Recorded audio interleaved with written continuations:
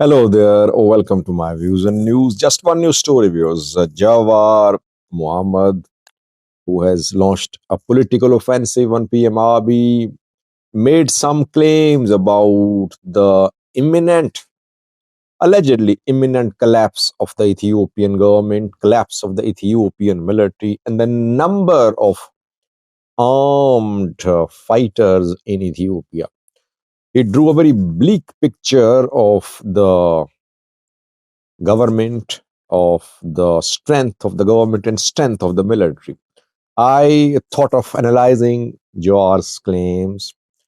It's not I am defending the government, defending the military, but I think we should set the record straight. The best of my knowledge, I would share with you what I think in terms of response to Jawar's allegations. Jawar gave an interview 24 hours ago. It was aired around more than 24 hours ago. It was aired. And firstly, Jawar made a claim that there are around over 1 million fighters in Ethiopia now. I don't know, maybe he included all the fighters starting from 2018.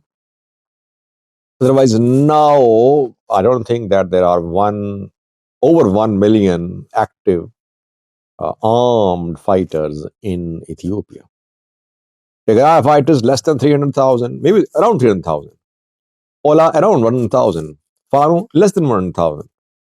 So over 1 million, I think, is an exaggerated number. Uh, Maybe he has explanation for that, but keeping in view the active number of combatants in Ethiopia, the number shared by Jawar is definitely exaggerated. Firstly, secondly, Jawar said that Ethiopian government is about to collapse. It is doomed to collapse. PM Abiy's government is doomed to collapse. And he reminded that in 2018, he predicted that this man, Abiy, was not fit for this job. Now, I just want to say one thing. He's saying government is about to collapse, and if it does not happen, it could lead to collapse of the people of the country. He did not say that when Tigray fighters were pushing towards Addis Ababa, when they had captured North Shore, Romeo Special, Afar, they were moving towards Ethiopia Djibouti road. They were just 100 kilometers away, more than 100 kilometers away from Addis Ababa. He never said that the government was about to collapse. Then last year, foreign fighters took control of all main cities in Amhara. He never said that this government is about to collapse. He never raised alarm bells. Now, what is happening now? That suddenly he thinks that the government is about to collapse. Uh, I think he was hoping that Abiy would be overpowered by TPLF. Then he was hoping Abiy could be removed by Fano. Did not happen. And now he's seeing unopposed Abiy getting another term through an unfair election. That is why he's now building this picture. The picture he's building of imminent collapse is not correct. That's my view. I don't think that the government is about to collapse. Abiy is not facing any real internal challenge now. He faced bigger challenges in the past 2 years. He's managed to tackle the challenges. Economic challenge, I think it has been handled for the time being. IMF, World Bank relief has solved the issue for short term. In the long term, Ethiopian people could be in trouble. I said that in recent videos. So I don't know why Jawar now says that Ethiopian government is about to collapse. Abiy went through more difficult times. He survived. He's now making preparations for another election, which Jawar definitely wants to contest. Then he talked about the Ethiopian military. Just 3 points I'll mention of Jawar's interview. I'll mention the rest of the remaining points into the live chat because today is day two of our live chats. He said the Ethiopian military soldiers are not being paid salaries. Military is overstretched. That is why it could collapse. It cannot go on. Military is overstretched. Yes, but can we say that ENDF is totally demoralized? And are all ENDF members not being paid salaries? I don't think so. Government officials are not being paid salaries. Their salaries are sometimes postponed. Payment sometimes postponed.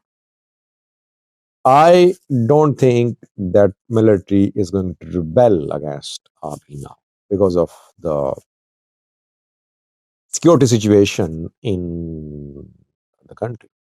Main challenge for military is from Amhara. I mean, in Rome, they've been fighting against Ola for decades. Tigray is peaceful now. Somalia, Ethiopia border peaceful. Eritrea, Ethiopia border peaceful. Ethiopia, Sudan border peaceful. Yes, deployment is there. But border, so far, there is no active fighting there. There is need of more deployment there, I agree. But no fighting there. Overstretched, I think, should be used when military is deployed on multiple fronts and fronts are active. Fronts are not active. Tigray front has gone silent. Ethiopia, Somalia front, still silent, I would say. Ethiopia, Sudan, front silent, only fighting in Amhara. Military went through a more difficult time in 2021. You saw what happened during Tigray war. Back then, military did not rebel. Why would military rebel now? Perhaps this is what he wants. He wants military, he wants security forces to rebel, to say no to Abiy. Last point, which I want to mention, what Jawar said, is that the people close to Abiy, security people, journals, politicians, they will just ditch him. They're waiting to just jump off the ship. They know ship is going to sink, and they're waiting for the right time to jump off the ship. This is what he wants. Again, I believe. Who has left Abiy so far? Only those left Abiy who were mainly who were from the Amhara region. They opposed operation against Fano fighters. Some opposed Abiy in Oromia, two people like Tad and some others. They fled the country. But are there any signs that any major politicians, PP leader is going to just say no to Abiy and join Jawar or flee the country? No. Again, this is what he wants. He wants PP to split. He wants security officials to rebel. He wants youths to take to the streets. He wants women, children, elderly, farmers, all to oppose Abiy. This is what he is working for. He's trying to activate people. Whether the people are part of the government or the civilians, he wants to activate them against the government to make the government helpless, so the government will collapse. So this is what he wants. He wants the government to collapse. It's not that government is already collapsing. He's building a very dismal, very bleak picture of the situation in Ethiopia. I never say that Abiy's era was a bright period for Ethiopia. But the politicians are working on their agendas.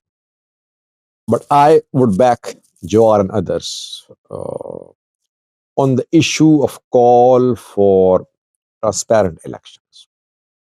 Abiy should not be allowed to secure another term through the election like the one which was held in 2021. This is what Jawar is working for, by the way. He will never admit that. He will say, no, I'm not interested in contesting for the slot of PM. I don't want to be the PM, but yes, this is what he wants. He wants to lead his country, and he's a politician. Nothing wrong with that. If he wants to be the prime minister, what's wrong with that? If he wants to lead his people, yes, he can lead. It's people's choice to elect leaders. People should be given this right. Abiy should give the people of Ethiopia this right to choose their leaders. Election like 2021 election will pave the way for Abiy's other term. This is what Jawar is opposing. And he is trying to activate a different section of society against the government. Thank you for watching.